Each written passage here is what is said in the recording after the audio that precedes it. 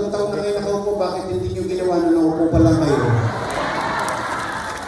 Lagi nyo sinasabi sa tao, pag walang gamot sa ospital, masungit ang doktor, walang gamot sa health center, ano sabihin nyo, walang pera. Bakit ngayon may pera na Maynila? Wow!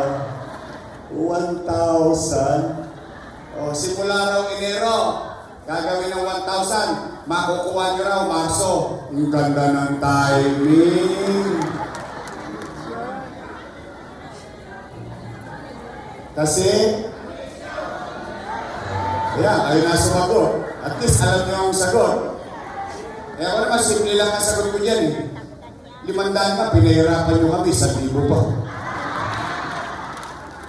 Tama ba? So, basta, matatanda na kayo. Alam niyo naman ang tama at mali. I trust your judgment.